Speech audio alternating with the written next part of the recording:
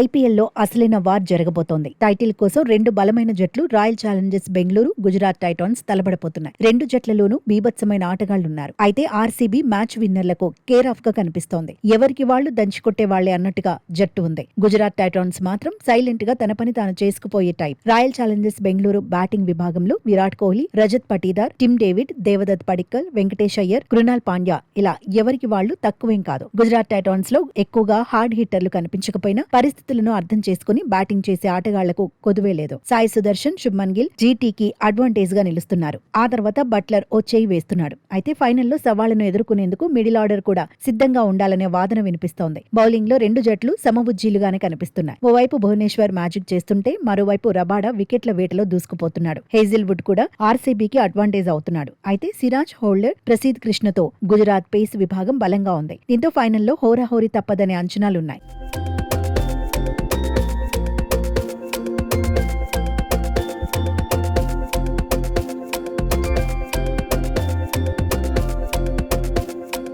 ఐపీఎల్లో royal Challengers Bengaluru 5వ final కు చేరింది. గుజరాత్ టైటాన్స్ 3వ టైటిల్ పోరుకు అర్హత సాధించింది. రాయల్ ఛాలెంజర్స్ బెంగళూరు గతేడాది ఛాంపియన్ గా నిలిచింది. తొలిసారి టైటిల్ ను ముద్దాడింది. గుజరాత్ టైటాన్స్ మాత్రం 2022లో ఐపీఎల్లోకి అరంగేట్రం చేసింది. అరంగేట్ర సీజన్ లోనే హార్దిక్ పాండ్యా కెప్టెన్సీలో గుజరాత్ టైటాన్స్ విజయం సాధించింది. ఆ తర్వాత ఏడాది కూడా ఫైనల్ కు చేరింది. కానీ చెన్నై సూపర్ కింగ్స్ చేతిలో ఓడిపోయింది. ఇప్పుడు శుభ్మన్ గిల్ కెప్టెన్సీలో టైటిల్ అందుకోవాలనే పట్టుదలతో గుజరాత్ టైటాన్స్ కనిపిస్తోంది. జీటీ తరపున శుభ్మన్ గిల్, సాయి సుదర్శన్ టాప్ స్కోరర్ల జాబితాలో ఉన్నారు. ఇద్దరు 700కు పైగా పరుగులు సాధించారు. ఆరెంజ్ క్యాప్ రేస్ లో ఉన్నారు. సీజన్ లో ఎక్కువ పరుగులు సాధించిన ఆటగాడిగా వైభవ్ సూర్యవంశీ కొనసాగుతున్నాడు. వైభవ్ 776 పరుగులు చేశాడు. అయితే 2వ స్థానంలో శుభ్మన్, 3వ స్థానంలో సాయి సుదర్శన్ ఉన్నారు. గిల్ 722, సాయి సుదర్శన్ 710 పరుగులు సాధించారు. ఇద్దరిలో ఎవరైనా వైభవ్ ను దాటేస్తారా అనేది ఆసక్తికరంగా మారింది. ఆర్సీబీ తరపున మాత్రం విరాట్ కోహ్లీ టాప్ లో ఉన్నాడు. విరాట్ కోహ్లీ సీజన్ మొత్తంగా 600 పరుగులు సాధించాడు. కోహ్లీ తర్వాతి స్థానంలో 486